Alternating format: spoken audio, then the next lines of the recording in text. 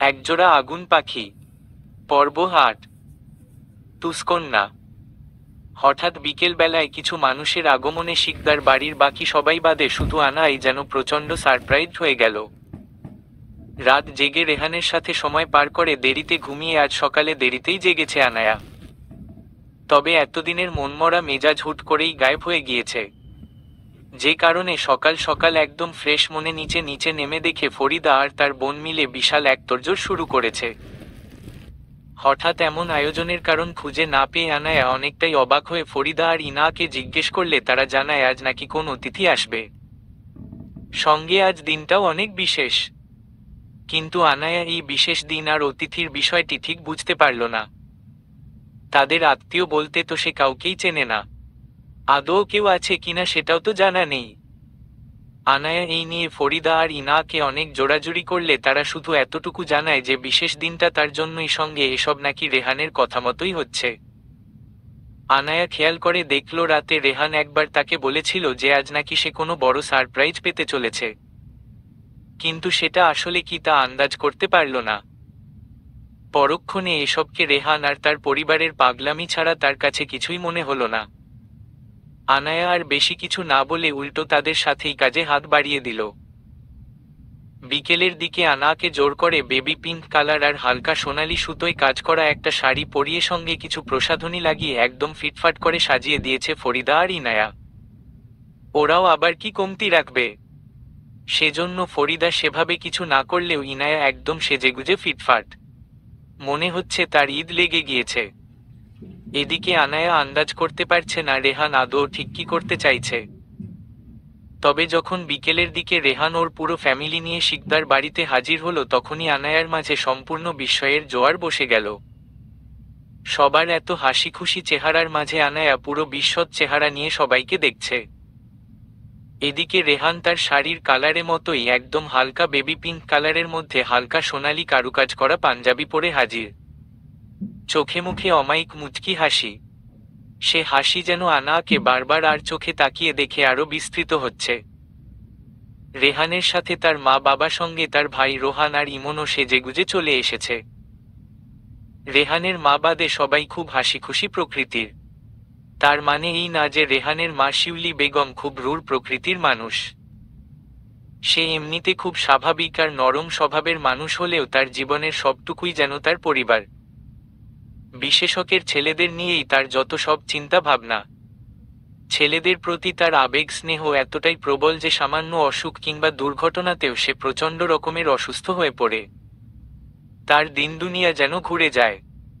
আর সে কারণেই মা হয়েও নিজের ছেলের অ্যাক্সিডেন্টের খবরটাও সে পায়নি। অ্যাক্সিডেন্টের কারণে রেহানের কপালের উপরের অংশে অনেকটাই ক্ষত সৃষ্টি হয়েছিল, যার দাগ এখনোই রয়ে গিয়েছে।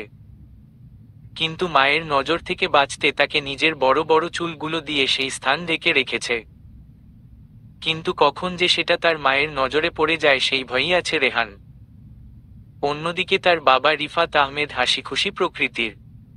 তার জীবনে প্যারা বলতে মনে হয় কিছুই নেই, সব সময় হাসি খুশিতেই তার দিন যায়।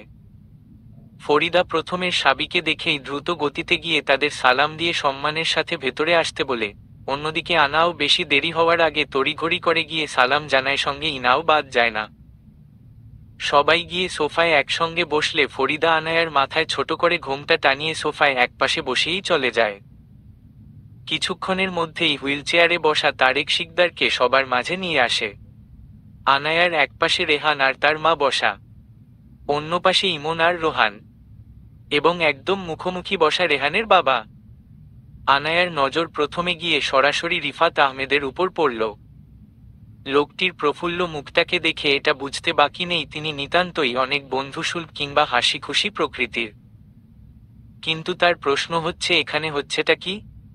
সে আন্দাজ করছে এমনটা কি করে হয়। রেহান তো বলেছিল তাদের রিলেশনের কথা বিয়ের আগেই তার পরিবারকে জানাবে, তবে আজ সবাইকে নিয়ে এমন আয়োজন। আনায়া একবার নিজের বাবার দিকে তাকিয়ে দেখল তারেকের চোখে মুখে যেন খুশির জোয়ার বইছে। আনায়া মনে মনে ভাবছে কয়েকদিন ঘরবন্দি ছিল তাতেই মনে হয় পুরো দুনিয়া ঘুরে গিয়েছে। এরই মাঝে হুট করেই শিউলি বেগম আনাকে বিভিন্ন প্রশ্ন করা শুরু করল। আনাও ধীরে ধীরে সেসব প্রশ্নের উড় দিতে লাগল। শিউলি বেগম তাকে ঘরের কাজকর্মের পাশাপাশি পড়ালেখা পরিবার নিয়েও অনেক কিছু গম্ভীর সুরে জিজ্ঞেস করতে করতে একটা পর্যায়ে আনায়ার মাঝের মাধুর্যতা এসে প্রফুল্ল চিত্তে আনায়ার সাথে হাসি খুশিভাবে কথা বলতে লাগল। অন্যদিকে রেহানের বাবাও বা কম কিসে আনাকে নিজের মেয়ে ভেবে কথা বলতে বলতে এক পর্যায়ে সে পারলে আনাকে নিজের বান্ধবী বানিয়ে ফেলে। এদিকে রোহান যদিও কিছু বলতে পারছে না, তবে সে আনায়া আর ইনায়া দুজনকেই দেখে যাচ্ছে।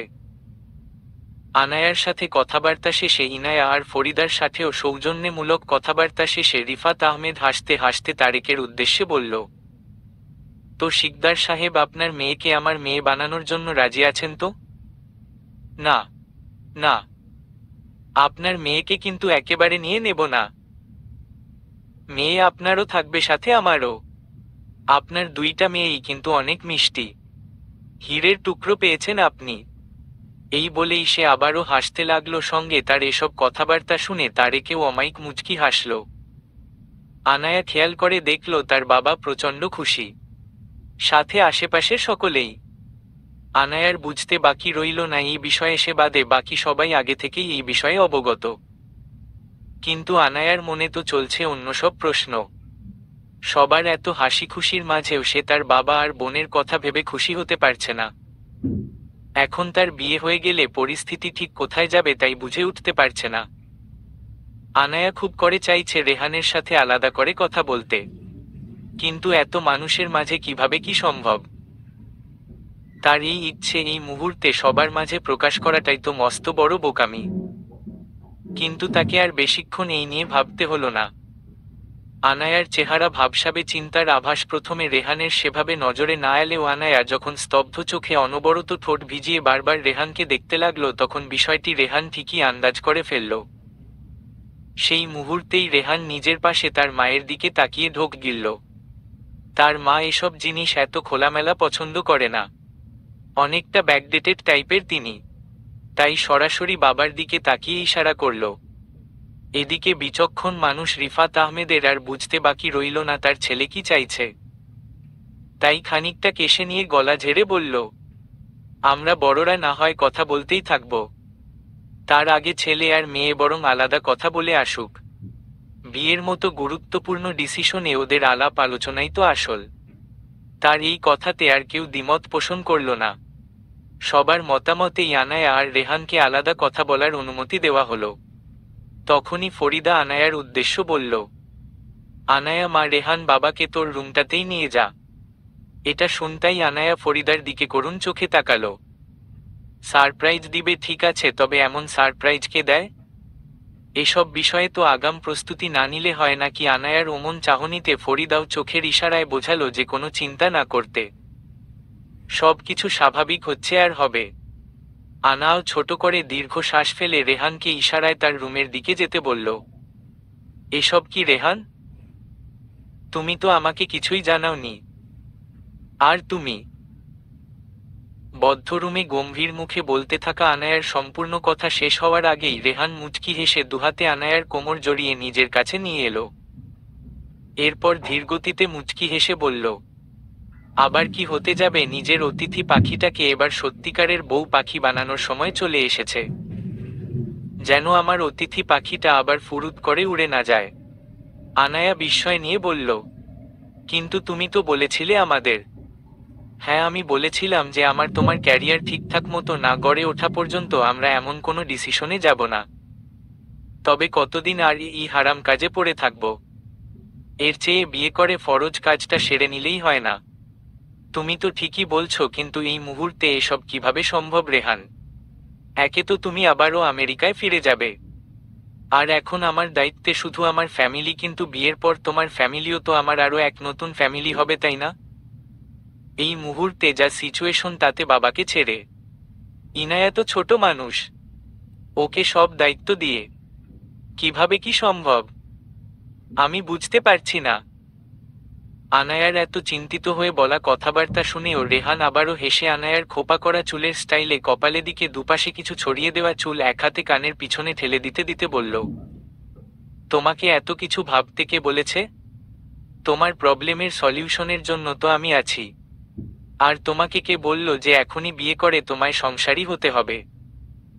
তুমি যখন ফোন ধরছিলে না তখন আমি পুরো পাগলের মতো হয়ে গিয়েছিলাম। ইমন, রোহান আর ইনাকে তো আমি পুরো নাজেহাল করে তুলেছিলাম। কি করব না করব তাই বুঝতে পারছিলাম না। পরে অনেক হিসাব নিকাশ করে আমাদের বিয়ের ডিসিশন নিলাম। আর এটাকে বাস্তবায়ন করতে ফোন লাগালাম বাবাকে। বাবাকে রাজি করাতে আমার বেশি কষ্ট হয়নি। সে তার ছেলের বিয়ের কথা শুনেই খুশিতে গদগদ। তবে চিন্তা ছিল মাকে নিয়ে। কিন্তু আমার বলার পর বাকিটা বাবাই মাকে রাজি করিয়ে নিয়েছে। এরপর আমি এখানে আসার আগেই তারা সব প্রস্তুতি নিয়ে নিয়েছে। আর শুনো, তোমাকে বিয়ের পর একদম আমার বাড়িতে গিয়ে থেকে সংসারী হতে হবে এমন কিছু নয়। আমাদের শুধু বিয়েটাই হবে আর সপ্তাহ খানেক বাদে আবার আমেরিকায় ফিরে যাচ্ছি। জাস্ট বিয়ের জন্যই আসা। আর আমার পড়াশোনা কিংবা আমাদের ক্যারিয়ার ঠিকঠাক না গড়ে ওঠা পর্যন্ত আমরা এখন যে যেমন আছি ঠিক সেভাবেই থাকব। এ মুহূর্তে বিয়ে করার কারণ হলো এই তুমিটাকে আমার পার্মানেন্ট বউ পাখি বানানো। সো এত প্যারা নেওয়ার কোনো কারণ নেই। রেহানের এত সব কথা শুনে আনায়া আবারও বিস্মিত সুরে বলল, আমি সত্যিই বুঝতে পারছি না কি হতে চলেছে। রেহান আনায়ার কপালে ছোট করে চুমু এঁকে বলল, যা হবে ভালোই হবে, তুমি জাস্ট আমার উপর ভরসা রাখো। রেহান আর আনায়া রুম থেকে আবারও সবার মাঝে ফিরতেই দেখতে পেল সবাই বিয়ের আয়োজনের কথাবার্তা প্রায় শুরু করে দিয়েছে। আর আনায়াকে দেখেই রিফাত আহমেদ আনায়া উদ্দেশ্যে বলল, তো মা, বিয়েতে তোমার কোনো আপত্তি নেই তো? আনায়া মাথা নিচু করে বসেই ছিল। হঠাৎ এহেন প্রশ্নে খানিকটা চমকে গিয়ে রিফাতের দিকে তাকিয়ে এরপর তার বাবা আর রেহানের দিকে তাকালো। তারা দুজনেই ইশারায় আনাকে আশ্বস্ত করতেই আনাও অস্ফুট স্বরে মাথা নাড়িয়ে বলল, জি না। তার এই কথাতেই সবার মাঝে আনন্দ উল্লাসে মেতে উঠল। রিফাত আহমেদ গিয়ে তারেকের হাত ধরে তাকে কোলাকুলির উদ্দেশ্যে হালকাভাবে জড়িয়ে ধরে বলল, চিন্তা করবেন না। আমার আর আমার স্ত্রীর সবসময় একটা মেয়ের অভাব ছিল। আশা করি খুব শীঘ্রই তা পূরণ হয়ে যাবে। আপনার মেয়ে মানেই আমার মেয়ে। আর আপনার মেয়ে যদি হীরা হয় তবে আমার ছেলে কিন্তু প্ল্যাটিনাম। দুজনের কম্বিনেশন কিন্তু সেই জমবে। একটা সময় সবার মাঝে নানা সৌজন্যমূলক সংলাপ শেষে রেহানের বাবা আবারও বলল, ছেলে তো আমার বিয়ের জন্য পাগল হয়ে গিয়েছে। 7 দিনের ছুটি নিয়েই বিয়ে করতে চলে এসেছে। প্রথমে তো ভেবেছিলাম শুধু পারিবারিকভাবে বিয়ে পড়িয়ে রাখব, কিন্তু পরে ভাবলাম বড় ছেলের বিয়ে যখন তখন তো ধুমধাম করে না হোক, তবে কিছুটা আয়োজন তো করতেই হবে। পরের বার না হয় একদম ধুমধাম করে বিয়ের আয়োজন করা যাবে। এখন বলুন তারিখ কবে ঠিক করা যায়? যেহেতু সময় কম সেহেতু সব তাড়াতাড়ি করতে হবে। রিফাতের কথা শুনে তারেক তার আধভাঙ্গা ভাষায় কথা বলতে লাগল। তার ভাষা যেহেতু তারা বুঝবে না সেজন্য ফরিদাই তারেকের কথা শুনে বলল, আপনারা যেটা ঠিক মনে করেন। আমাদের মেয়ের যেহেতু কোনো আপত্তি নেই, সেক্ষেত্রে আপনারা যখন বলবেন আমরা সেভাবেই আমরা আয়োজন শুরু করব। রিফাত আহমেদ বলল, আহা, আমাদের তো সবকিছু প্রস্তুতি নেওয়াই আছে। সেক্ষেত্রে আপনাদের কোনো কষ্ট করতে হবে না। যদি কোনো সমস্যা না থাকে তাহলে 2 দিন পর ছোট করে একটা গায়ে হলুদ করে সেদিনই বিয়ের কাজ না হয় সেরে ফেলি। যদি আপনাদের কোনো আপত্তি না থাকে। না না, আমাদের কোনো আপত্তি নেই। আপনারা যা ঠিক মনে করেন তাই হবে। ঠিক আছে, তাহলে কাল সারাদিন ধরে বিয়ের শপিং চলতে থাকবে আর পরদিন বিয়ে। বিয়ে যেহেতু পারিবারিকভাবেই, সেক্ষেত্রে আমাদের থেকে তেমন কোনো আত্মীয় নেই। তবে আপনারা যদি।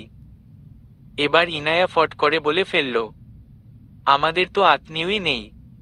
আর এই এলাকার লোকদের বিয়েতে ডাকার তো কোনো মানেই নেই। সবগুলোই বদলাক। সরি, ভুল করে বড়দের মাঝে বলে ফেলেছি।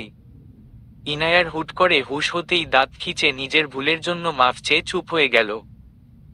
তবে তার এমন কাজে রিফাত হেসে বলল, হা হা, তুমি মনে হয় অনেক মজার মেয়ে। তোমাকেও আমার পছন্দ হয়েছে। তোমার যদি আপত্তি না থাকে তবে তোমাকেও কিন্তু আমার ছেলে। রিফাতের কথা শেষ হওয়ার আগেই ইনায়া আঁতকে উঠে বিস্ফোরিত সুরে বলল, না আঙ্কেল, আমি বিয়ে করব না। ইনায়ার কথা শুনে সবাই হেসে ফেলল। আরে আমি তো মজা করছিলাম, হাহা। ইনায়া ইতস্তত হয়ে বলল, তাহলে ঠিক আছে। ওর এহেন হাবভাবে সবাই পুনরায় হাসতে লাগলো। এদিকে ইনায়া তোবদা খেয়ে সবাইকে দেখছে। সে এমন বললইটা কি যাতে এভাবে হাসতে হবে? তবে রোহানকে আর চোখে দেখে বিড়বিড় করে বিরক্তি নিয়ে বলল, এই মৃগীকৃমির বডিগার্ড আর আমি? অসম্ভব। সবার কথাবার্তা শেষে আনায়া আর রেহানের আংটিবদল হলো। এরপর হালকা কিছু নাস্তা আর গল্পগুজবের পর রেহানের পরিবার মিলে শিকদার বাড়ি থেকে বিদায় নিয়ে নিল। এরই মাঝে রোহান আর ইনায়ার এক কথার সংঘ অর্শ সৃষ্টি হল। কি ইরাবতী বেআইন সাহেবা, খোঁজ খবর তো কিছুই নেন না। ইনায়া চোখ ছোট ছোট করে বলল, আমি বলেছিলাম আমাকে এসব উল্টো পাল্টা নামে না ডাকতে। ইনায়ার কথা শুনে রোহান হেসে বলল, আরে এসব বেআইনের মধ্যে হয়েই থাকে। ভালো কথা, তবে আমাদের এখনো এই সম্পর্ক হয়নি। আগে বিয়ে হোক তারপর। তুমি কি আমার সাথে কথা বলে বিরক্ত হচ্ছ? ইনায়া নির্বিকারে বলল, হু। রোহান কিছুটা কেশে বলল, এর কারণটা জানি না। আচ্ছা, তুমি সেদিন মিতুকে ওসব বললে কেন? তুমি জানো এই নিয়ে ও আমাকে কত কথা শুনিয়েছে। এবার আনায়া বাঁকা হেসে বলল, ও এবার বুঝছি হঠাৎ এখানে টপকানোর মানে কি। আমি সোজাসাপটা উত্তর দিচ্ছি, আমার যেটা ঠিক মনে হয় আমি তাই করি, তাই বলি। কে কি ভাবলো কিংবা বলল তা আমার ভাবনার বিষয় না। তাই বলে তুমি আমার সামনে ওকে ওসব বলবে? রোহানের ইনোসেন্ট মুখের কথা শুনে ইনায়া হেসে বুকে হাত গুজে রোহানের দিকে কিছুটা মুখ বাড়িয়ে বলল, কষ্ট পেলে সরি, বাট নট সরি। আমি সত্যি বলতে কখনো দ্বিধাবোধ করি না। এখন সত্যি যেমনটাই হোক, নিজের মনের বিরুদ্ধে যাওয়াটা আমার পছন্দ নয়। আমার মন যা চায় আমি তাই করি। এই বলেই ইনায়া আর এক মুহূর্তেও দেরি না করে তাচ্ছিল্যের সাথে হেসে চলে গেল। ইনাকে ফাঁকা পেয়েই রোহান গিয়েছিল কথা বলার জন্য, আর বাকিটা ইনাই এভাবেই ধুয়ে দিয়েছে। ইনায়া, আনায়া, রোহান, রেহান আর ইমন, এই পাঁচজন মিলে একসাথে বিয়ের মার্কেট করতে বেরিয়েছে। বিয়ের খরচ যেহেতু আনাদের পক্ষ থেকে দেওয়া সম্ভব নয়, তাই সব আয়োজনই আহমেদ পরিবার থেকে হবে। আর রিফাত আহমেদ চায়ও না যে আনারা এতে কোনো খরচ করুক।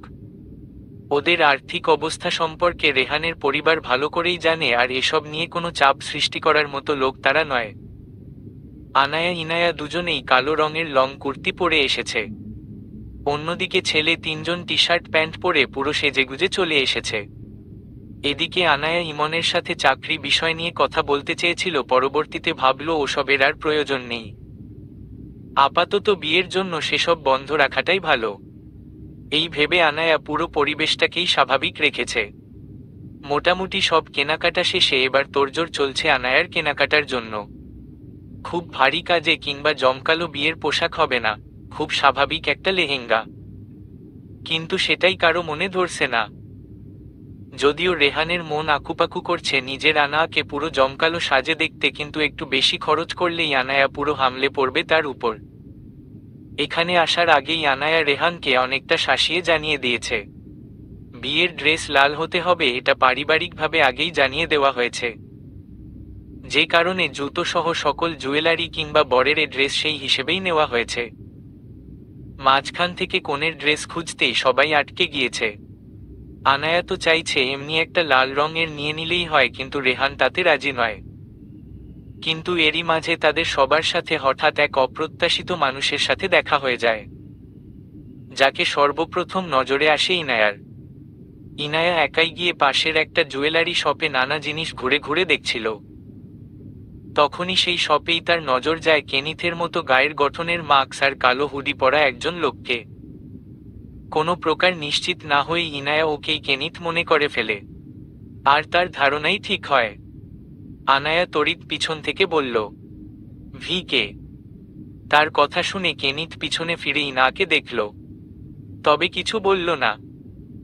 আর এদিকে ইনায়া আবারও অবাক সুরে বলল, তুমি এখানে কিভাবে? কেনিথ ইনায়ার কাছে এসে বলল, আসতে বলো, কেউ বুঝে গেলে প্রবলেম হবে। ইনায়ার কথার উদ্দেশ্য বুঝতেই তড়িঘড়ি করে ফিসফিসিয়ে বলল, হু সরি, খেয়াল ছিল না। কিন্তু তুমি এখানে কি করছো? কেনিথও ধীরে সুরে বলল, কাজে এসেছিলাম, তবে তুরিমি কি করে চিনলে আমায়? আর একাই এসেছো? ইনায়া কিঞ্চিত হেসে বলল, হ্যাঁ, তোমাকে চিনব না এটা কি করে হয়? আর আমি এখানে একা আসিনি, আপুর বিয়ের শপিং করতে এসেছি।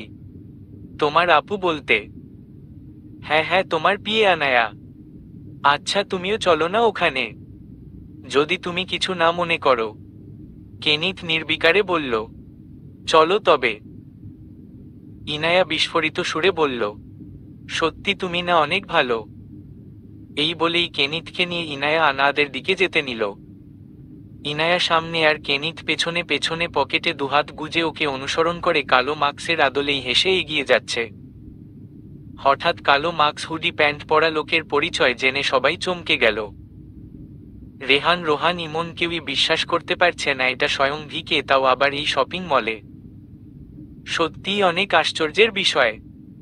তারা বাদে যেন অন্য কেউ জানতে না পারে, তাই ইনায়া চুপ করেই শুধু ওদের কেনিথের কথা জানিয়েছে। এদিকে সবার মাঝে কেনিথকে নিয়ে আগ্রহ বিস্ময় আন্দোলনের জোয়ার থাকলেও আনায়ার মাঝে চলছে অন্য কিছু। তার মাঝে বিস্ময় আর আতঙ্ক দুটোই কাজ করছে। এই মুহূর্তে সে কখনোই কেনিথকে আশা করেনি। আনায়া চোখমুখ অনেকটাই শুকিয়ে গিয়েছে। এদিকে আবার রেহান কেনিথের সাথে খুব স্বাভাবিকভাবেই পরিচিত হওয়া পর বিয়ে নিয়ে নানা কথা বলতে লাগলো। এদিকে আনায়া এই সময়টুকু পর্যন্ত নীরবে কেনিথের সবকিছু কপাল খানিকটা কুঁচকে দেখতে লাগলো। মূলত কেনিথের আসল হাবভাব বোঝাটাই তার মূল উদ্দেশ্য। কিন্তু সে লক্ষ্য করে দেখল কেনিথ একবারও আনায়ার দিকে ফিরেও তাকায়নি, সামান্য চোখাচোখি হওয়ারও সম্ভাবনা তৈরি করেনি। আনায়া প্রায় অনেকটাই অবাক হলো কেনিথের এমন হাবভাব দেখে। হঠাৎ এমন পরিবর্তনের কারণ খুঁজে পাচ্ছে না, সঙ্গে এমন একটা জায়গায় তার আগমনও স্বাভাবিকভাবে নিতে পারছে না। কেনিথকে তার অনেকটা অসহ্যও লাগছে। তাই বিরক্ততে ইনাকে চুপ করে জানালো যে সে অন্য দোকানগুলোতে একবার ঘুরে দেখার বাহানায় ওখান থেকে সেরে এলো। আনায়া প্রায় কিছুক্ষণ ফিরে আসতেই দেখল কেনিথ নেই। সে চলে গিয়েছে জেনে যতটা না খুশি হয়েছিল তার চেয়ে বেশি বিস্মিত হলো অন্য এক ঘটনা জেনে। রেহান আনায়ার জন্য পুরো শপের সবচেয়ে এক্সপেন্সিভ গাঢ় লাল আর জমকালো লেহেঙ্গা কিনে নিয়েছে। কিন্তু এটা জেনে যেই না রেহানের সাথে রাগারাগি করতে যাবে তখনই জানতে পারল লেহেঙ্গাটা নাকি সে কেনিথ তার পক্ষ থেকে গিফট হিসেবে কিনে দিয়ে গিয়েছে। বলেছে তার পি এ হিসেবে সে এতটুকু গিফট দিতেই পারে। আনায়ার যেন বিস্ময় কাটছেই না। কিছুটা ঝাঝালো আর অবাক সুরে রেহানকে বলল, সে দিল আর তুমি নিয়ে নিলে? রেহান অপারগ মুখে বলল, আমি কি করব, সরাসরি লেহেঙ্গাটার পেমেন্ট করে দিয়ে গিয়েছে। জোড়াজুড়ি তো আর কম করিনি, কিন্তু লাভ কি হলো? তুমি থাকলেও তো একটা কথা ছিল। কোথায় যে গায়েব হলে কে জানে। আনায়া কি বলবে বুঝতে পারছে না। মনে মনে ভাবছে এই কেনিথ আদৌ চায়টা কি। সে কোনো নতুন গেম খেলছে না তো? আনায়ার চিন্তায় চোখমুখ খানিকটা কুঁচকে গেল, ভেতরে ভেতরে অস্থির হয়ে পড়ল। তখনই কি যেন ভেবে সেলসম্যানদের কাছে এক অদ্ভুত আবদার করতে লাগলো। সে তোড়জোড় লাগিয়ে অনুরোধ করল যেন লেহেঙ্গাটা তারা ঘুরিয়ে নেয় আর লেহেঙ্গার জন্য যা পেমেন্ট করা হয়েছে তা যেন ভিকের নামে তার অফিসে পাঠিয়ে দেয়। এমনকি ভিকের অফিসের কার্ডও পর্যন্ত দিয়ে অনুরোধ করেও লাভ হলো না। তাদের একটাই কথা, তাদের শপের একবার পেমেন্ট হওয়া জিনিস কখনোই তারা রিটার্ন নেবে না। কেনার শুরুতেই সবকিছু দেখে নিতে হবে। আনায়ার মাথাটা রাগে গিজগিজ করছে। ওই লোকটার জিনিস সে কখনোই নেবে না, কিন্তু এখন করবে কি? এদিকে রেহান সহ বাকিরা আনায়ার এত বেশি রিয়েক্ট করার কারণ খুঁজে পেল না। যেখানে ভিকের মতো কেউ তাদের এত বড় গিফট দিয়েছে সেট নিতান্তই অবিশ্বাস্য। তবে আনায়ার এত রিয়েক্ট করা যেন আরে বেশি অবাক লাগছে সবার। একটা সময়ে রেহান এই বিষয়ে কিছু জিজ্ঞেস করলে আনায়া নিজেকে সামলে নেয়। এরপর অবশ্য রেহান আনায়ার জন্য আলাদা করে কোনো বিয়ের ড্রেস না নিলেও হলুদের জন্য লেহেঙ্গা সঙ্গে আরে কিছু দামি শাড়ি নিয়ে বাড়ি ফেরার উদ্দেশ্যে নিজের গাড়ি করে রওনা দেয়। তবে এর মাঝে আরও এক খবর শুনে আবারও বিস্মিত হয় যখন রেহান তাকে বলল কেনিথকে তারা তাদের বিয়েতে ইনভাইট করেছে, সঙ্গে কেনিথ নাকি এতে রাজিও হয়েছে। আর এটা শুনে আনায়া বিস্ফোরিত সুরে বলল, কি? আনাকে আবারও এতটা অবাক হতে দেখে রেহান বলল, কেন তুমি খুশি হওনি? লেহেঙ্গা না হয় বেশি এক্সপেন্সিভ তাতে রিয়েক্ট করছো, কিন্তু ভিকে তো তোমার বশো। সেক্ষেত্রে তার মতো মানুষ আমাদের বিয়েতে আসতে রাজি হয়েছে, এটা অকল্পনীয় ব্যাপার। তোমার তো খুশি হওয়ার। আচ্ছা আনায়া, সত্যি করে বলো তো কোনো প্রবলেম? রেহানের এহেন কথার সুর দেখে আনায়া নিজেকে দ্রুত তটস্থ করে ইতস্ততভাবে বলল, না না, আমার কি সমস্যা থাকতে পারে? আমি বলছিলাম যে ওনার মতো এত বড় মাপের মানুষ কিভাবে। এরই মাঝে গাড়ি চালাতে থাকা ইমন বলল, আমিও তো এটাই ভাবছি। আজ পর্যন্ত যে ভিকের সাথে কাজ করলাম তাকে তো আমি চিনতেই পারছি না। এটা শুনে পেছনের সিটে আনায়ার পাশে বসে থাকা রেহান মুচকি হেসে বলল, আমিও কিন্তু কম অবাক হয়নি। লোকটিকে আমরা সবাই যেভাবে দেখি তিনি মোটেও হয়তো ওরকম নয়। সেলিব্রিটি হলে যা হয়, ভারী অদ্ভুত জীবনযাপনের নিয়ম এদের। এত সব আলোচনার মাঝে আনায়া শুধু এটাই ভাবছে, কেনিত ঠিক কি গেম খেলতে চাইছে। যতটুকু কেনিতকে জেনেছে সে তাতে এতটুকু নিশ্চিত যে কেনিত স্বাভাবিক কিংবা সাধারণ কেউ না। তার উদ্দেশ্য নিশ্চিত ভিন্ন কিছু। তবে মনে মনে এটাও বলল যে যদি বিয়েতে কোনো ব্যাঘাত ঘটানোর উদ্দেশ্য থাকে তবে মিস্টার ভিকে আইসয়ার, আমি আপনাকে ভুলেও ছেড়ে দেব না। আমার লাইফ ব্যাঘাত ঘটালো, আপনার লাইফ আমি একদম শেষ করে দেব।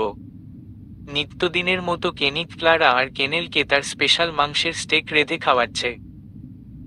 হাঁটু গ্যারে বসে ওদের খাবার খাওয়া দেখতে দেখতে একটা সময় কেনিত কেনেলের মাথায় হাত বুলিয়ে দিতে দিতে বলল, জানিস তোরা, কাল তারার বিয়ে।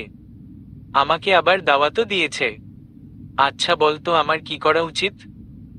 ওর এই প্রশ্ন শুনে কুকুর দুটো নিজেদের খাবার খাওয়া বন্ধ করে নিজেদের ভাষায় কেনিতকে কিছু বলল, যা মনোযোগ দিয়ে কেনিত শোনার পর বলল, আরে না, আমি আকাশের তারা নয়, আমার তারার কথা বলেছি।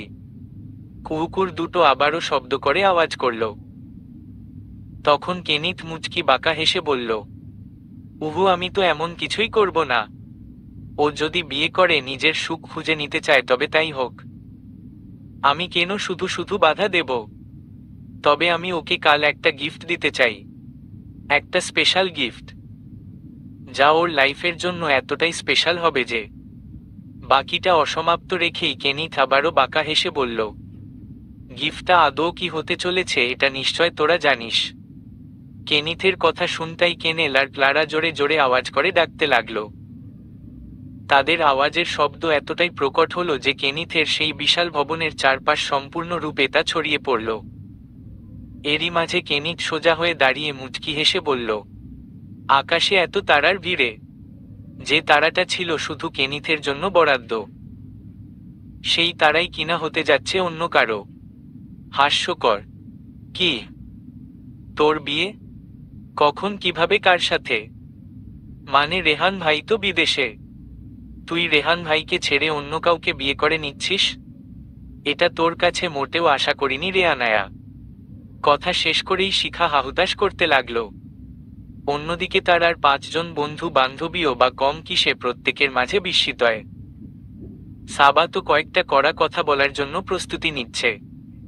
এদিকে ভিডিও কলে এদের এত সহ কাহিনী দেখে আনায়া তড়িঘড়ি করে বলল, আরে থামো তোরা, আমাকে তো আগে কিছু বলতে দে। আনায়ার কথা শেষ হওয়ার আগেই তাজিম বলল, তুই আর কি বলবি, শুধু শুধু রেহান ভাইয়ের জীবন নিয়ে এভাবে খেলার কি দরকার ছিল? তোরা মেয়েরা সব এমনই হোস। তাজিমের কথায় আনায়া প্রথমে তোবদা খেয়ে পরবর্তীতে বিরক্তি নিয়ে বলল, চুপ কর গাধা, বিয়ে আমার তোদের রেহান ভাইয়ের সাথেই হচ্ছে।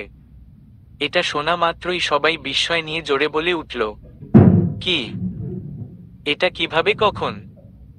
এখন নিশ্চয় এটা বলছি না যে কার সাথে। এরপর আনায়া একে একে তাদের ফ্রেন্ডদের সবাইকে সব ঘটনা জানাতে থাকে। তারপর আগামীকাল সকালের গায়ে হলুদ আর বিয়েরও আমন্ত্রণ জানিয়ে দিল। সঙ্গে এটাও বলে দেয় যে বিয়েটা ঠিক কেমন হবে, যে সেই অনুযায়ী ওরা প্রস্তুতি নিয়ে আসতে পারে। নয়তো ফ্রেন্ডের বিয়ে মানে তো এরা সব না খেয়ে দিয়ে শপিং করে হাতি ঘোড়া বজ্রাপানসি নিয়ে চলে আসবে। চারপাশে বিয়ের তোড়জোড় লাগিয়ে কাজ চলছে। সকাল বেলাতে হলুদের আয়োজন আর দুপুর গড়াতেই বিয়ের আয়োজন শুরু হয়ে যাবে। আনায়ার ফ্রেন্ডরা সব চলে এসেছে। খুব ছোটখাটো আয়োজন, মহল্লার কাউকেই সেভাবে দাওয়াত দেওয়া হয়নি। নয়তো তারা শিকদার বাড়ির শুভাকাঙ্ক্ষী কম, শত্রু বেশি। এবারের বিয়েতে কোনো ঝামেলা চাইছে না বিধায় এমন আয়োজন। কয়েক বছর পর না হয় আবারও বর্ষর করে আয়োজন করা যাবে। তখন শত্রু আর শুভাকাঙ্ক্ষীদের মধ্যে পার্থক্য করতে হবে না। এছাড়া এখন এদের সবাইকে বিয়ের কথা জানালে বিয়ের পর আনায়ার বাপের বাড়ি থাকা নিয়ে তারা হাজারো কাহিনী বানাবে। কিভাবে মানসিক অশান্তি করে জীবনকে ঝালাপালা করতে হয় তা যে তার বাড়ির আশেপাশের মানুষগুলোর খুব ভালো করেই জানা আছে। মেহেন্দি টে ওয়াবি মালভিন এনো র্যাং ও গুজরাট রি মেহেন্দি র্যাং লেগিও রি মেহেন্দি টে ওয়াবি মালভিন। এটা কি গান দিয়েছিস? বাংলা গান লাগা গাধি। রনকের ধমক শুনে আলো গান চেঞ্জ করতে গেলে সাবা বলে উঠল, কি বাংলা গান লাগাবি? তার চেয়ে আমি ইংলিশ সং দিচ্ছি। ওর এই কথা শোনা মাত্রই তাজিম ক্ষেপে গিয়ে বলল, গায়ে হলুদ হচ্ছে বাঙালির, সেখানে গান দিবি ইংরেজি? ইংরেজদের চামচি নাকি তুই? তাজিম, বেশি হয়ে যাচ্ছে কিন্তু। কিছু বেশি হচ্ছে না। দিলে বাংলা গান, নয়তো কোনো গানের প্রয়োজন নেই। হলুদ পাঞ্জাবি শাড়ি গাউন পরে আনায়ার ফ্রেন্ডগুলো সব সকাল সকাল হাজির হয়ে গিয়েছে। সাবা শুধু গাউন পরেছে আর আলো শিখা দুজনেই হলুদ শাড়ি। অন্যদিকে ছেলে তিনজনে হলুদ সাদা পাঞ্জাবি পরে আনায়ার আশেপাশেই ঘোরাঘুরি করছে। বাড়ির ঠিক মাঝেই ছোট করে একটা স্টেজের মতো বানিয়ে তাতে আনায়া বর্ষর এক জমকালো হলুদ লেহেঙ্গা পরে বসে রইছে। তার একপাশে হলুদ গাউন পরা আনায়া, অন্য পাশে শাড়ি পরা শিখা। দুজনে বসে বসে আনায়ার হাতে মেহেদি দিয়ে দিচ্ছে। যেহেতু বিয়েতে হলুদের আয়োজন ছাড়া আর কোনো অনুষ্ঠান হচ্ছে না, তাই হলুদের মাঝেই মেহেদির আয়োজন করে ফেলেছে তারা। কিন্তু হঠাৎ গান সিলেক্ট করা নিয়ে এদের ঝামেলা বাঁধলে ফরিদা এসে ওদের থামিয়ে কিছু নাস্তা দিয়ে আবারও কাজে চলে গেল। সবার এত আনন্দ উল্লাসের থাকলেও আনায়ার মাঝে তেমন কিছুই নেই। সে বর্তমানে প্রচণ্ড মানসিক অশান্তিতে ভুগছে। মনের মধ্যে সেই কেনিতকেই নিয়ে চিন্তা হচ্ছে। এই লোকটি যে কোনোভাবেই সুবিধার নয় তা তো আনায়ার জানা, কিন্তু বিয়েতে কি কোনো ঝামেলা করার উদ্দেশ্য আছে তার? থাকলেও সে এমন কি করবে তারই আন্দাজ করে যাচ্ছে আনায়া। এরই মাঝে হঠাৎ সাবা এসে আনায়ার পাশে দাঁড়িয়ে বলল, আনায়া, তুই হুট করে বিয়েটা করলি তো ঠিক আছে, কিন্তু এসব কোনো বিয়ের আয়োজন হলো? কোনো মিউজিক ব্যান্ড নেই, প্রফেশনাল ডান্সার নেই, কেমন সব বোরিং ব্যাপার স্যাপার। অবশ্য তোদের মতো এসব মিডল ক্লাস ফ্যামিলি বিয়েতে এর চেয়ে করবে ওটা কি? বাট তুই দেখিস, আমি আমার বিয়েতে ভিকেকে ইনভাইট করব, ওকে আমার বিয়েতে এনে গান গাওয়াবো। ওর এমন কথা শুনে আনায়ার মাঝে কোণে হেলদোল হলো না, তবে কেনিতকে কথার মাঝে টেনে আনায়। আনায়া মনে মনে বিরক্তি নিয়ে বলল, শয়তানের কথা চিন্তা করতে করতেই শয়তানের চামচা হাজির। ওই শয়তান শুধু তোর বিয়ে কেন, আরো হাজারটা বিয়ে কিংবা জাহান্নামে যাক, তবুও যেন আমার বিয়েতে না আসে। তবে এরই মাঝে ইনায়া কিছু কড়া কথা বলার জন্য উদ্বেগ হলে তাজিম কিছু বলতে শুরু করায় ইনায়া কিছু না বলেই থেমে গেল। তাজিম সাবার কথা শুনে তাচ্ছিল্যের সাথে হেসে বলল, তোর বিয়েতে আবার ভিকে গান গাইবে? জেগে জেগে স্বপ্ন দেখতে থাক। তুই আমাকে কি ইনডিরেক্টলি ইনসাল্ট করলি? তাজিম হেসে বলল, তুই আসলেই একটা গাধি। আমি তোকে ইনডিরেক্টলি নয়, বরং একদম ডিরেক্টলি ইনসাল্ট করেছি। তামিজের কথায় সাবা ফুঁসে বলল, তুই দেখেনিস আমি আমার বাবাকে বলে এটা করিয়েই ছাড়ব, নয়তো আমি বিয়েই করব না। তবে তো আলহামদুলিল্লাহ একটা নিষ্পাপ জীবন বেঁচে যাবে। সাবা রেগেমেগে দাঁত খিচে চিল্লিয়ে বলল, তাজিম। তাজিম নিজের পাঞ্জাবির কলার ঠিক করে বলল, শেখ। তাজিম শেখ আমার নাম। ওদের এই ঝামেলা কোনো মতে মিটে গেলে পাশ হঠাৎ ইনায়া চেঁচিয়ে উঠে বলল, আপু। ওর কথা শুনে সবার পাশাপাশি আনাও পাশে ফিরে ওর অস্থির চিন্তিত চেহারার দিকে তাকিয়ে ওর নজর অনুসরণ করে নিজের হাতের দিকে তাকাতেই ওর মাথাটা যেন ঘুরে গেল। ইনায়ার ওর বাম হাতের মাঝে ওর নাম আনায়া না লিখে কেনেথ লিখে রেখেছে। আনায়া তড়িৎ নিজের ডান হাতটার দিকে তাকিয়ে দেখল তাতে রেহান লেখা। মেহেদির ডিজাইন অনুযায়ী কথা ছিল ডান হাতে রেহানের নামটা শিখা লিখবে, যা ও আগেই লিখে ফেলেছিল, আর বাম হাতে থাকবে আনায়ার নাম। কিন্তু সাবাকে কিছু কড়া কথা না শোনাতে পেরে মনে মনেই বিড়বিড় করছিল আর ভাবছিল আজ যখন বিয়েতে কেনিথ আসবে তখন সাবার ঠিক কি অবস্থা হবে। কিন্তু এরই মাঝে কেনিথকে নিয়ে ভাবনা চিন্তার মাঝে যে কখন আনায়ার হাতে কেনিথের নাম লিখে দিয়েছে তা ওর খেয়ালও নেই। আনায়া তো পুরো স্তব্ধ হয়ে নিজের হাতে লেখা কেনিথের নামটাকে দেখছে। আর ইনায়া তো পুরো হতভম্ব, এটা সে কি করে ফেলেছে। এরই মাঝে পাশ থেকে সাবা এসব দেখে বলল, ওহ গড আনায়া, তোর বোন দেখছি একটা কাজও ঠিকমতো পারে না। কনের মেহেন্দিতে ভিকের নাম লিখে রেখেছে। How funny.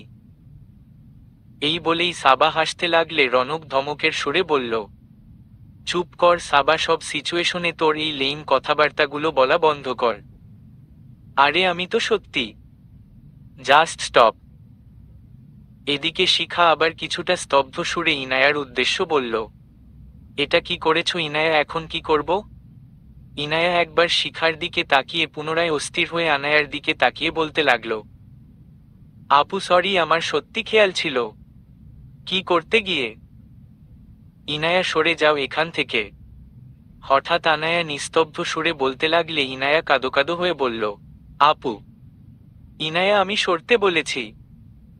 এতক্ষণ আনায়া নিজের হাতের দিকে তাকিয়ে কথা বললেও এবার ইনায়ার দিকে তাকিয়ে ঝাঝালো সুরে কথা বলতেই ইনায়া ওখান থেকে কিছুটা সরে যেতেই আনায়া তড়িৎ কাউকে পাত্তা না দিয়ে ওয়াশরুমের দিকে ছুটতে লাগলো। দুহাতে মেহেদি আর এই ভারী লেহেঙ্গা সামলানোর মতো কোনো উপায় নেই। আনায়া এমনভাবে ছুটছে যে কখন যেন আবার পড়ে না যায়। এরই মাঝে ওকে যে কেউ আটকাবে অথবা সাহায্য করবে সে উপায়ও নেই। আনায়া ওয়াশরুমে যেতে বিন্দুমাত্র সময় নষ্ট না করে ইচ্ছেমতো কেনিথের নামটার জায়গায় ঘষামাজা করতে লাগলো। সাবান জালি নখ যেভাবেই পারছে সেভাবেই ঘষাঘষি করতে করতে একসময় দুহাতের মেহেদি ধুয়ে গেলে আনায়া নিজের হাতের দিকে চেয়ে কিছুক্ষণ থমকে দাঁড়ালো। কেনিথের নাম উঠছে না। অবশ্য উঠবেও বা কিভাবে? এমনিতেও আজকালকার ইনস্ট্যান্ট মেহেদি, তার উপর ইনায়া নামটা লিখেছে প্রায় কয়েক মিনিট অতিক্রম হয়ে গিয়েছে। এছাড়া তার দু হাতের মেহেদিও দেওয়া প্রায় শেষ, শুধু হাতের মাঝে নাম লেখার জন্য জায়গা ফাঁকা রাখা হয়েছিল। আর সেখানেই গোলমালটা বাঁধিয়েছে ইনায়া। এত কিছুর পরও যখন কোনো কাজ হলো না তখন আনায়ার আগে ক্ষোভে জায়গায় এত পরিমাণ ঘষাঘষি করলো যে একটা পর্যায়ে হাতের তালু লাল হয়ে গেল, তবুও আনায়া থামল না। আনায়া আর উপায় না পেয়ে তড়িৎ বাহিরে এসে পাগলের মতো বলতে লাগলো, তাড়াতাড়ি এটাকে কেউ ঠিক কর, এই নাম সরা আমার হাত থেকে। ওর এই কথা শুনে শিখা আলো তরি তোর কাছে এলো। এটা কিভাবে ঠিক করব? এমনিতেই হিবিজিবি ব্রাইডাল ডিজাইন, তার উপর আমি জানি না। এটার উপর কিছু একটা করে দে, তবু এটা সরিয়ে ফেল। শিখার কথার উত্তরে আনায়ার এমন ঝাঝালো কথায় আলো বলতে লাগলো, দেখ আনায়া, এখন এটাতে কিছু করতে গেলে পুরো জিনিসটাই নষ্ট হয়ে যাবে। এমনিতেও তুই ঘষামাজা করে ডিজাইনের 12টা বাজিয়েছি।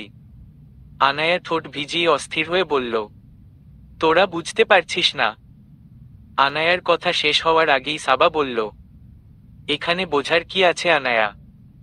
জাস্ট একটা মিস্টেক হয়েছে, এমন তো নয় যে ভিকের নাম তোর হাতে লিখলেই ওর সাথে তোর বিয়ে হচ্ছে। তবে এত রিয়েক্ট করার কি আছে? সাবার কথার উত্তরে আনায়া কিছু বলতে গিয়ে নিজেকে থামিয়ে নিল। রাগে চোখমুখ লাল হয়ে গিয়েছে, সঙ্গে মাথাটা তার প্রচণ্ড ধরেছে। এখনই কেন যেন সবকিছু অসহ্য লাগছে। আমি কিছুক্ষণ একা থাকতে চাই। আনায়া শুধু কোনো মতে এতটুকু বলেই নিজ রুমে রেস্ট নিচে চলে গেল। মেহেদি গায়ে হলুদের সব আয়োজন শেষে এবার বিয়ের পালা। কেনিথের দেওয়া সেই গাঢ় লাল কালো রঙের জমকালো লেহেঙ্গা পরে মুখে খুব সামান্য মেকআপের আস্তরণ লাগিয়ে একদম বিয়ের কনে সেজে তৈরি আনায়া। খোপা করা চুলে কয়েকটা লাল রঙের গোলাপের পাশাপাশি কালো রঙের গোলাপ লাগিয়ে দেওয়া হয়েছে। কপালের সামনে দুটো ছড়িয়ে দেওয়া চুলগুলোকে কিছুটা কার্লি করা হয়েছে। গহনা হিসেবে রেহানের বাড়ি থেকে কিছু গহনা পাঠানো হয়েছিল, সেগুলো এবং তার বাবার জুয়ার খেয়া থেকে রক্ষা পাওয়া আনায়ার মায়ের কিছু গহনা। এছাড়া সেসব গহনার নিচে ঢাকা পড়ে থাকা আনায়ার সেই সি শেল আর স্টার শেপের দুটো চেইন। আনায়া তখন কিছুক্ষণ রেস্ট নেওয়ার পর চুপচাপ নিজেকে অনেকক্ষণ বুঝিয়েছে। এরপর সিদ্ধান্ত নিয়েছে যতই হোক আজকের মতো দিনটাকে সে কোনোভাবেই কেনিথের মতো জঘন্য লোকটার কথা ভেবে নষ্ট করবে না। সেক্ষেত্রে কেনিত যদি তার বিয়েতে তারই চোখের সামনে সশরীরেও উপস্থিত থাকে তবু না। এই ভাবনাতেই আপাতত ইনায়া সবার আনন্দ ফুর্তিতে নিজেও আনন্দে মেতে উঠছে। বিয়ের আয়োজন তারা পারিবারিকভাবে করলেও মহল্লার লোকজন তা টের পাবে না, এই চিন্তা ভাবনা করাও হাস্যকর। যথারীতি চারদিকে খবর প্রায় ছড়িয়ে গিয়েছে যে আজ শিকদার বাড়িতে বিয়ের আয়োজন চলছে। যদি এই বিয়েতে তাদের অশান্তি করা ছাড়া আর কোনো উদ্দেশ্য যেহেতু নেই, সেক্ষেত্রে তারা কেউ দাওয়াতবিহীন নিজ ইচ্ছেতেও বিয়েতে উপস্থিত না হলেও শিকদার বাড়িতে প্রবেশপথে যাকে পাচ্ছে তার কাছেই বিয়ে নিয়ে তাদের আগ্রহের ঝুলি খুলছে। যদি বর্তমানে শিকদার বাড়িতে লোকজনের পরিসংখ্যান কম, কিছু কাজের জন্য বাড়তি লোকজন ছাড়া তেমন কেউই নেই, তবুও যখনই আনায়ার ফ্রেন্ডদের হাতের নাগায় পাচ্ছে তখনই তাদের কাহিনী শুরু, যা রীতিমতো বিরক্তিকর বিষয়। আর এটা সামলাতে ইনায়া বাড়ির বাহিরে মেইন গেইটে পুরো লাঠি নিয়ে দাঁড়িয়ে। অবশ্য সে একা নয়, তার সাথে তার পুরো ভিকু গ্যাংও রয়েছে। ইনায়া ঠিক কেমন এটা সবারই জানা। হলুদে ইনায়ার ফ্রেন্ডরা না এলেও বিয়েতে ওর ভিকু গ্যাংয়ের সবাই সেজেগুজে উপস্থিত। যদিও এর কারণ হলো ওর ফ্রেন্ডদের পরিবারের সাথে আনায়ার পরিবারেও ঠিক এই সমস্যা। শুধু তারা নয়, বরং পুরো মহল্লার লোকজনের চোখের কাঁটা যেন এই শিকদার বাড়ি। কিন্তু এর ঠিক আসল কারণটাই আজ পর্যন্ত আনায়া ইনায়া খুঁজে পায়নি। তবে তারা এতটুকুই ধারণা করেছে যে এসব তার বাবার বদভ্যাস কিংবা পূর্ববর্তী কোনো ঘটনার ফলাফল। কিন্তু এটা আদৌ কতদূর সত্যি তা তাদের জানা নেই। বিকেল হতে চলল অথচ বর আসার কোনো নামগন্ধ নেই। বাড়ির বাহিরে মেইন গেইটে তো ইনায়ার পাহারা চলছে, কিন্তু এদিকে বাড়িতে ঢোকার সদর দরজায় আনায়ার ফ্রেন্ডরা গেইট সাজিয়ে দাঁড়িয়ে রইছে। ইনায়া বর আসার সিগন্যাল দিলেই ওরা আরো তোড়জোড় লাগিয়ে দেবে। কিন্তু সমস্যা হলো বিকেল হয়ে যাচ্ছে অথচ বর আসার কোনো খবর নেই। ইনায়ার আর ওর ফ্রেন্ডগুলো যেমন অপেক্ষা করতে করতে অস্থির, তেমনি আনায়ার ফ্রেন্ডগুলো। এরই মাঝে দরজায় দাঁড়িয়ে থাকা সাবা পিছনে ফিরে বলতে লাগলো, এই আনায়া রেহান ভাই এত দেরি করে কেন? বিয়ে করার কি ইচ্ছে নেই নাকি? সাবার এমন বিরক্তির সুরে বলা কথা শুনে সায়েম বিরক্তি নিয়ে বলল, আজব কথাবার্তা, বিয়ে করার ইচ্ছে থাকবে না কেন?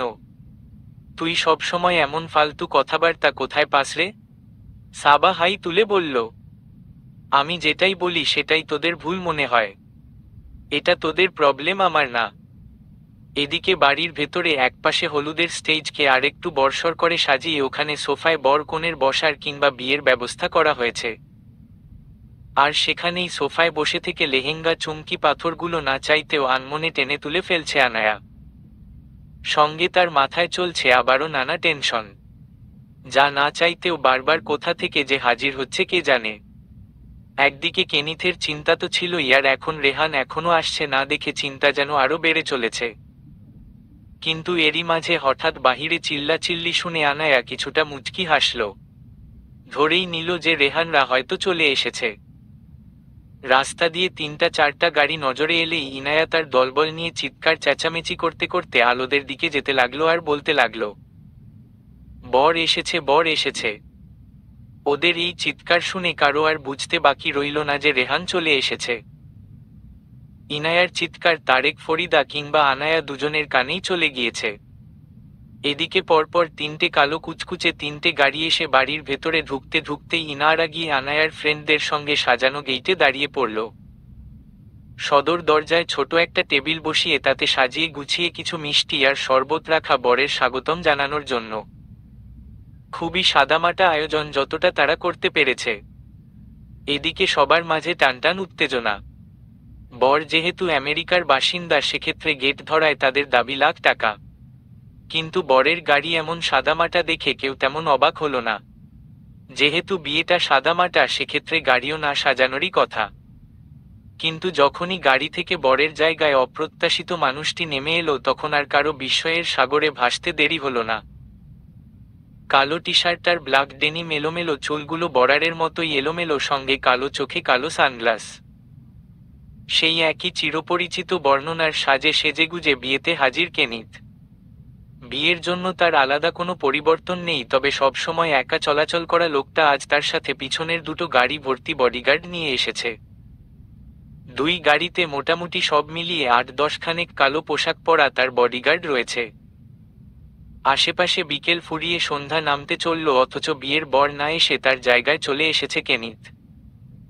কিন্তু তাকে দেখে ইনায়া ব্যতীত দরজায় দাঁড়িয়ে থাকা বাকি সবার চোখে মুখে অবাক বিস্ময়। তারা যেটা দেখছে এটা কি আদৌ সত্য নাকি পুরোটাই তাদের চোখের ভুল? সবাই যখন বিস্মিত নীরব চোখে কেনিথের দিকে তাকিয়ে, তখন ইনায়া দৌড়ে কেনিথের কাছে কিছুটা এগিয়ে গিয়ে বলল, ভিকে, তুমি আমারা জানতাম তুমি আসবেই। শিরদাঁড়া সোজা করে প্যান্টের পকেটে হাত গুজে থাকা কেনিথ ইনায়া হাসজ্জ্বল মুখের দিকে তাকিয়ে কিঞ্চিত বাঁকা হেসে বলল, আমাকে তো আসতেই হতো। এই বলেই সামনের দিকে অগ্রসর হতে নিলে ইনাও কেনিথের সাথে সাথে বাড়ির ভেতরে দিকে অগ্রসর হলো। তবে বাড়ির ঠিক সদর দরজার কাছে এসেই কেনিথ টেবিলের সামনে দাঁড়িয়ে গিয়ে পাশে ফিরে ইনায়ার উদ্দেশ্য জিজ্ঞাসাসূচকভাবে বলল, এসব কি? ওহ, এগুলো বরের জন্য। দাঁড়াও, আমি এগুলো সরিয়ে দিচ্ছি। ইনায়া ছোট টেবিলটা খানিকটা সরিয়ে দেওয়ার আগেই শিখা অস্ফুট স্বরে বলল, হ্যাঁ রে, আমি যা দেখি তোরাও কি তাই দেখিস? সাবা বাদে সবাই একই সাথে হাবলার মতো মুখে কেনিথের দিকে তাকিয়ে থাকা অবস্থাতেই বলল, তাই তো দেখছি। ওদের এসব কথা শুনে কেনিথ পাশে তাকিয়ে একবার ভ্রু কুঁচকে দেখতে নিলেই তখন সাবা বলল, এত অবাক হচ্ছিস কেন? এগুলো সব প্লাস্টিক সার্জারির খেলা। ড্যাম শিওর, দেখ গিয়ে, ইনি হয়তো ভিকের বড় কোনো ফ্যান হবে, তাই ভিকের মতো নিজের চেহারায় প্লাস্টিক সার্জারি করে নিয়েছে। সাবার কথা সবার বিস্ময়ের মাঝে জায়গা না পেলেও কেনিথ ওর কথা শুনে কয়েক কদম ওদের দিকে এগিয়ে গেল। এরপর মুচকি হেসে টেবিল থেকে কাঁটা চামচ দিয়ে একটা মিষ্টি উঠিয়ে জাস্ট একবার বাইট দিয়ে মিষ্টিটা পুনরায় বাটিতে রেখে দিল। এরপর সাথেই রাখা পানির গ্লাস উঠিয়ে এক ঢোক পানি খেয়েই পুনরায় সেটাকেও রেখে দিয়ে সাবা সহ বাকি সবার দিকে তাকালো। সবার হাবভাব একই রকম থাকলেও সাবা কেনিথকে সম্পূর্ণ ভ্রু কুঁচকে তীব্র সন্দিহান দৃষ্টিতে ওর কাজকর্ম দেখছে। ও ভেবেছিল তার সামনে থাকা লোকটি হয়তো কিছু বলবে, কিন্তু এমন কিছুই হলো না। কেনিথ একবার সাবার দিকে তাকিয়ে মুচকি হেসে মুহূর্তেই পাশে ঘুরে শিরদাঁড়া সোজা করে বড় বড় পা ফেলে ওদের পাশ কাটিয়ে বাড়ির ভেতরে প্রবেশ করল। সঙ্গে কেনিথের পায়ের সাথে পা মিলিয়ে তার পাশে ইনায়া, আর পেছনে পেছনে চারজন লোক কেনিথের পেছনে পেছনে বাড়িতে প্রবেশ করল। আর বাকি লোকগুলো বাড়ির বাহিরেই পাহারার জন্য দাঁড়িয়ে রইল। রেহানের জায়গায় হঠাৎ কেনিথের আগমনে আনায়া সহ তারেক আর ফরিদাও বিস্মিত হল। তারেক আর ফরিদা জানে না কেনিথকে, কিন্তু আনায়ার তো জানা। তার এবার মনের মধ্যে নানান সন্দেহ জাগছে, সঙ্গে চিন্তার পাহাড়।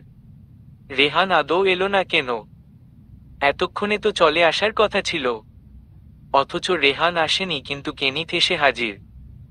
কেনিথ ভেতরে যেতেই ইনায়া তাকে নিয়ে সোফায় বসতে বললে কেনিথও পায়ের উপর পা তুলে সোফায় বসে পড়ল। অন্যদিকে ওর বডিগার্ডগুলো গিয়ে ওর পেছনে দাঁড়িয়ে পড়ল। ইনায়া তড়িৎ ফরিদার কাছে গিয়ে কেনিথের কথা জানালো। ফরিদাকে ও আগেই বলেছিল আজ বিশেষ মেহমান আসবে, আর সেই মেহমান কেনিথই। ফরিদাও খুশি হয়ে তড়িঘড়ি কিছু কিছু হালকা খাবারের ব্যবস্থা করে কেনিথের সামনে সাজিয়ে দিল। যদিও কেনিথ সেভাবে কিছুই খেল না, পায়ের উপর পা তুলে মোবাইল স্ক্রোল করতেই ব্যস্ত হয়ে পড়ল। আদৌ সে মোবাইলে কাজের কিছু করে কিনা কে জানে। অন্যদিকে মুখোমুখি সাজানো স্টেজে বসে থাকা আনায়া সন্দিহান চোখে কেনিথকে দেখলেও কেনিথ একবারের জন্য আনায়ার দিকে ফিরে তাকানোর প্রয়োজন বোধ করল না।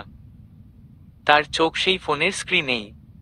আর আনায়ার সন্দেহ ঠিক এখানেই। কেনিথর এমন অদ্ভুত পরিবর্তন তার বোধগম্য হচ্ছে না, বরং না চাইতেও উল্টো নানা সন্দেহের সৃষ্টি করছে তার মাঝে। এদিকে ইনায়া কিছু বলার আগেই ওর ফ্রেন্ড আর আনায়ার ফ্রেন্ডগুলো অবিশ্বাস চোখে দাঁড়িয়ে দাঁড়িয়ে দেখা অবস্থাতেই ইনায়ার পাশে দাঁড়িয়ে থাকা শিখা ফিসফিস করে বলল, এই ইনায়া, ইনি কি সত্যি ভিকে? প্লিজ সত্যি করে বলো না। ইনায়া নিজের কথা বলা থামিয়ে পাশে তাকিয়ে ধীর সুরেই বলল, আপু, এটাই ভিকে। এদিকে পেছনে থেকে আলো বলল, কিন্তু ভিকে কেন এখানে আসবে? উনি কি তোমাদের পরিচিত? তবে পুরোপুরি না। মানে হলো? ইনায়ার কথা শেষ হওয়ার আগেই আবার ওর আরেক পাশে বুকে হাত গুজে কপাল কুঁচকে কেনিথকে দেখতে থাকা সাবা ইনায়ার দিকে তাকিয়ে বলল, প্লিজ এসব মিথ্যা বলো না। আমি ভালো করেই জানি এটা ভিকে নয়, বরং অন্য কেউ। আফটার অল ভিকে কেন এখানে আসবে? সাবার এমন কথায় কিছুটা তীক্ষ্ণ কণ্ঠ ইনায়া বলল, এক্সকিউজ মি সাবা আপু, প্রথমত আমি কোনো মিথ্যা বলছি না, আর দ্বিতীয়ত তোমার বিশ্বাস করাই বা না করাই আমার কিছু যায় আছে না। চোখের সামনে জলজ্যান্ত ভিকে কে যদি তোমার ভিকে না মনে হয় তবে আমার আর কিছু বলার নেই। তুমি বরং ইনায়া তুমি সাবার কথা বাদ দেও, তুমি আমায় এটা বলো যে ভিকের সাথে আনায়ার কোনো কানেকশন রয়েছে। I mean VK. হুম রনক ভাইয়া আপু ভিকের পি এ। শুধু তাই নয়, রেহান ভাইয়ার ভাই ইমন ভাইয়াও ভিকের পিয়ে ছিল। ইনায়ার নির্বিকার বলা কথাগুলো শুনে রনক বাদে বাকি সবাই বিস্মিত হল। এদিকে তাজিম রনককে জিজ্ঞেস করল, তুই এই বিষয়ে আগে থেকেই জানতি? পুরোপুরি নয়, তবে কিছুটা। ওদের এসব ফিসফিসানি কথা চুপচাপ শুনতে শুনতে সাবা একটা পর্যায়ে ভিকের দিকে তাকিয়ে থাকতে থাকতেই ঠোঁট উল্টিয়ে বলতে লাগল, দ্যাটস মিন এটাই ভিকে, এই আমাকে কেউ ধর। এই বলেই মাথা ঘুরে পড়ে যাওয়ার অভিনয় করে তাজিমের উপর পড়তে নিলে তাজিম খানিকটা সরে গিয়ে বলল, দূরে গিয়ে মর। আরে আমাকেও তো কেউ স্বাগতম করো।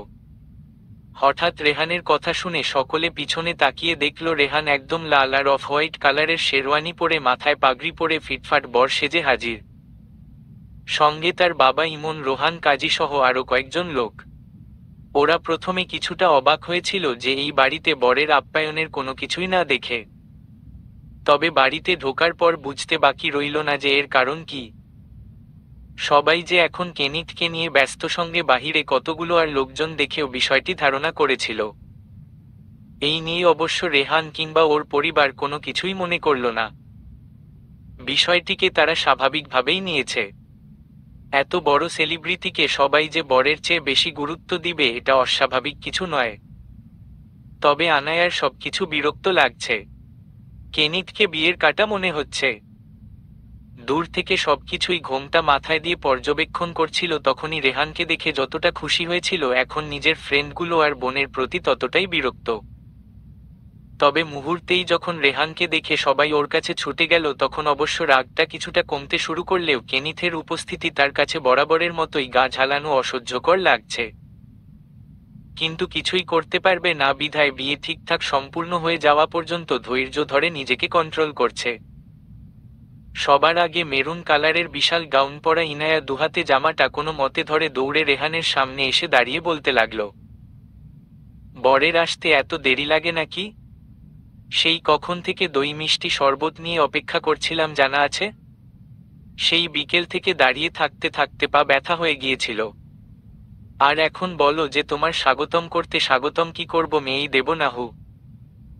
ইনায়ার কথা শুনে আনায়ার ফ্রেন্ডগুলো সহ আশেপাশে সবাই হেসে ফেলল।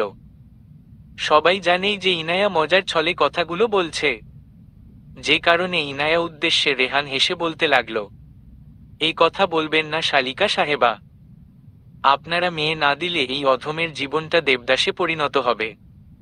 এরপর আপনার বোনের বিরহে সারা জীবন দেবদাস হয়েই পার করে দিতে হবে। সামান্য দেরির জন্য এত বড় শাস্তি কেমনে সইব? এরই মাঝে শিখা বলতে লাগল, বরের দেখি লজ্জা শরমের ভারী অভাব। বাপ ভাই হবু শ্বশুর বাড়িতে এসে এমন কথা, এখন তো দেখছি আমাদের মেয়ে দেওয়াই যাবে না। ওর কথার উত্তরে এবার রিফাত আহমেদ হেসে বলতে লাগল, শুনো মেয়ে, এসব বিষয়ে শুধু বরের নয় বরং বরের বাপ ভাইয়েরও লজ্জা কমই আছে। আমরা আমাদের মেয়ে নেব, সেখানে তোমরা বাধা দেওয়ার কে? বেশি বাধা দিলে তোমাদেরকে নিয়ে যাব। তার এই কথা শুনে সবাই হো হো করে হেসে ফেলল। এদিকে রনক আবার বলতে নিল, নিয়ে যান আঙ্কেল, কিন্তু আদৌ এগুলো কোনো কাজে লাগবে কিনা কে জানে, সব তো মাথা মোটা। রনকের কথা শুনে মেয়েগুলো খেপে যেতে নিলে রিফাত আহমেদ আবারও বলল, আরে আরে, এখন আর কেউ ঝগড়াঝাটি না করে আমাদের তাড়াতাড়ি বিয়ের কাজ শুরু করতে দেও। তোমাদের কোম্পানি দেওয়ার জন্য স্বয়ং আমি আছি।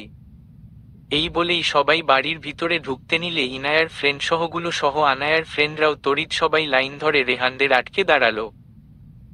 হঠাৎ এমন করাই রোহান কপাল কুঁচকে বলল, এখন আবার কি হলো?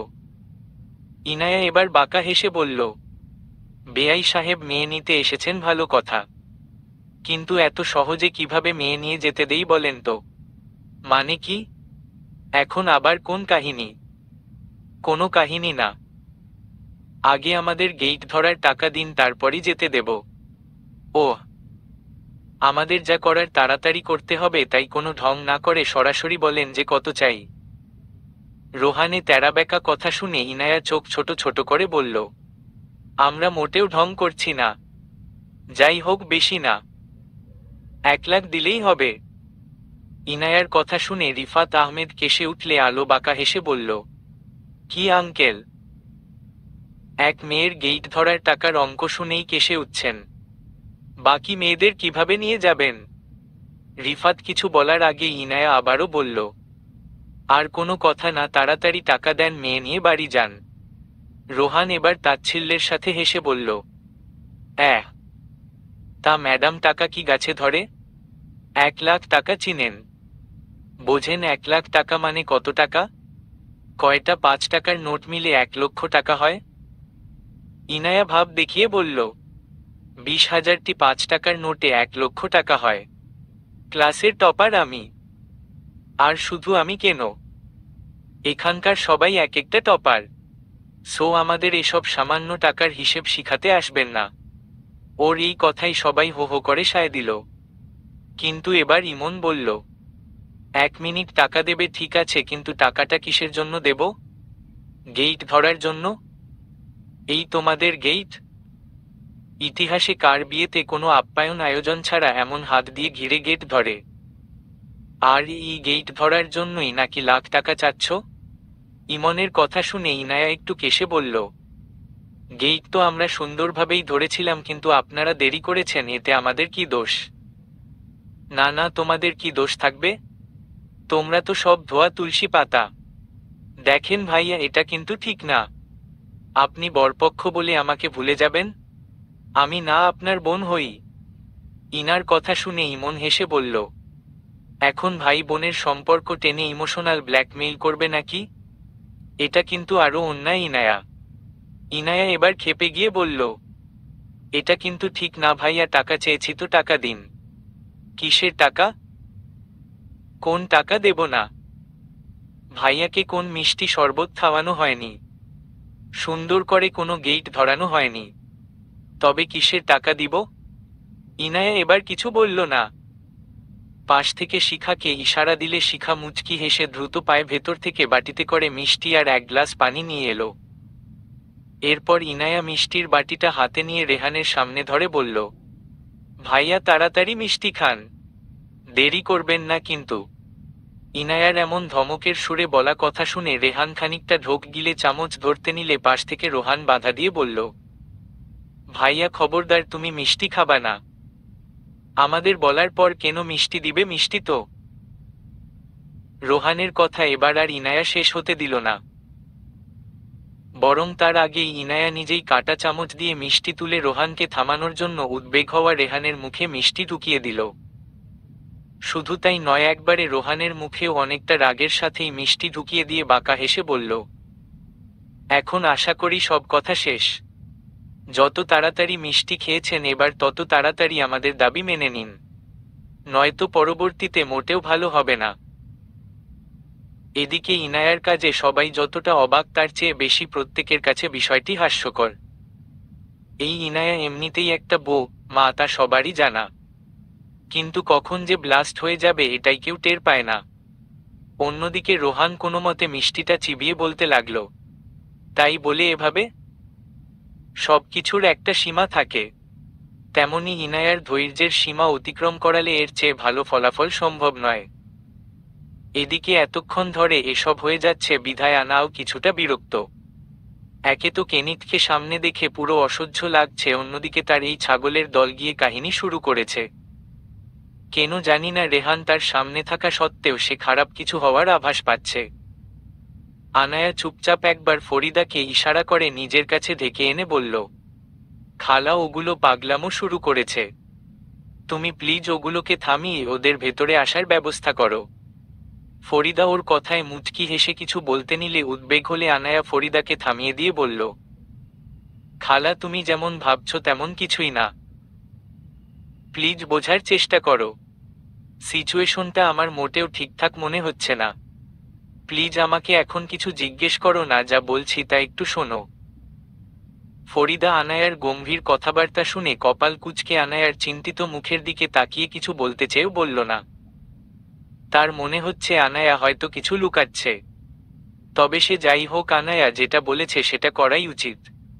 ফরিদা দ্রুত পায়ে ওদের মাঝে গিয়ে বলল, আচ্ছা তোমাদের এসব তো অনেক হবে, এখন তাড়াতাড়ি ওনাদের ভেতরে আসতে দেও, বেশি দেরি করা ঠিক হবে না।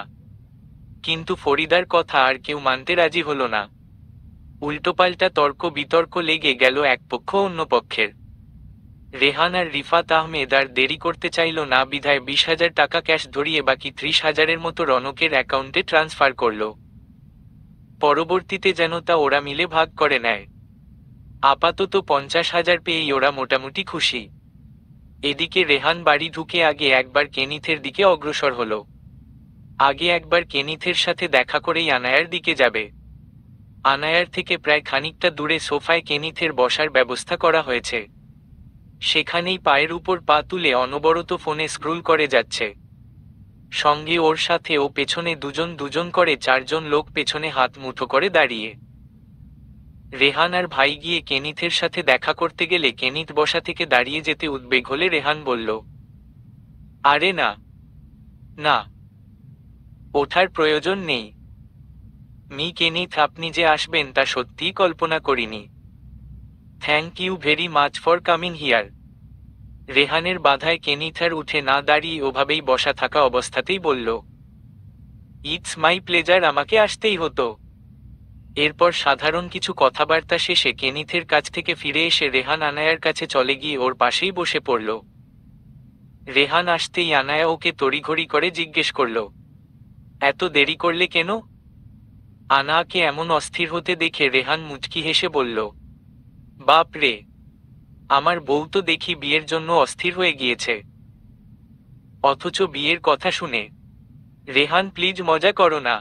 এত দেরি করলে কেন? কোনো সমস্যা হয়েছিল? তবে তেমন কিছু না। আমাদের গাড়ির সামনে একটা অ্যাক্সিডেন্টে হয়ে গিয়েছিল।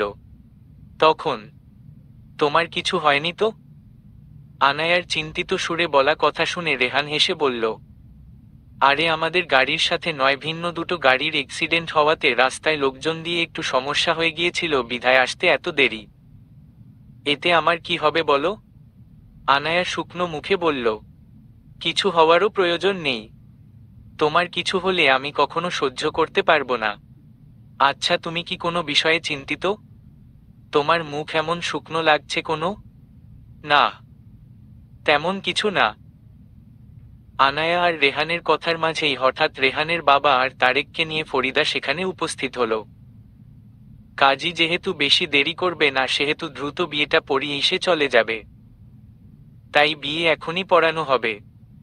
বিয়ে পড়ানো হবে বিধায় আশেপাশে সবাই ওদের চারপাশে ঘিরে দাঁড়িয়ে পড়ল। সবার মাঝে টানটান উত্তেজনা। কাজী বিয়ে পড়ানোর সকল প্রস্তুতি নিয়ে ফেলেছে। রেহানের পাশে তার বাবা ভাই, অন্যদিকে আনায়ার পাশে ইনায়া, হুইল চেয়ারে বসা তারেক আর ফরিদা। সবার মাঝে আনন্দের পাশাপাশি বর্তমানে কিছুটা কষ্টের আভাসও মিলছে। বিশেষ করে আনায়ার কেন যেন কষ্ট হচ্ছে। যদিও তাকে এখন তার পরিবার ছেড়ে যেতে হবে না, তবুও আনায়ার এক অদ্ভুত কষ্ট হচ্ছে। এরই মাঝে কাজী রেহানকে কবুল বলতে বললে রেহান অকপটে 3বার বলে ফেলল, কবুল কবুল কবুল।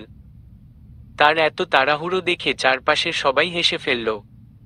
এরপর এলো আনায়ার পালা। তখনই কাজী আনায়াকে কবুল বলতে আনায়া খেয়াল করল ওর গলা দিয়ে কোনো স্বর বেরোচ্ছে না, যেন গলায় কাটা বিঁধে আছে, অথচ সে তো এই বিয়েটা করতে চায়। আনায়া বহু কষ্ট করে অস্ফুটে স্বরে বলতে লাগল, ক বু। বাকিটা আর সম্পূর্ণ হলো না। তার আগেই কেউ একজন জোর আওয়াজে বলল, স্টপ দিস। এই বলেই সানগ্লাসটা চোখে আরো খানিকটা ঠেলে দিয়ে পা থেকে পা নামিয়ে বসা থেকে উঠে দাঁড়ালো কেনিথ। এরপর প্যান্টের পকেটে এক হাত গুজে শিরদাঁড়া সোজা করে স্টেজের দিকে অগ্রসর হলো। এদিকে কেনিথের এমন বিহেভে বাকি সবাই যতটা না অবাক হলো, তার চেয়ে বেশি অবাক আনায়া হলো। এই ভয়েই সে করছিল। কেনিথ কিছু তো একটা ঝামেলা বাঁধানোর চেষ্টা করবেই। এই জন্য তো তার এই লোককে কোনোভাবেই সুবিধার মনে হয়নি। কিন্তু এখন সে করতে চাইছেটা কি? কেনিথ মুচকি হেসে স্টেজের সামনে এসে দাঁড়ালে রেহান কিছুটা অবাক